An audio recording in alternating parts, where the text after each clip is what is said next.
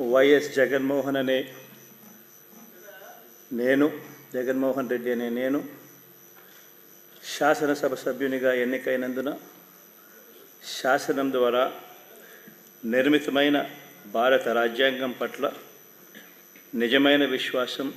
విధేయత చూపుతానని, భారతదేశ సార్వభౌమాధికారాన్ని సమగ్రతను కాపాడుతానని, నేను స్వీకరించబోయే కర్తవ్యాన్ని శ్రద్ధాసక్తులతో నిర్వహిస్తానని దైవసాక్షిగా ప్రమాణం చేస్తున్నాను. ఆంధ్రప్రదేశ్ శాసనసభ సభ్యుడైన వైఎస్ జగన్మోహన్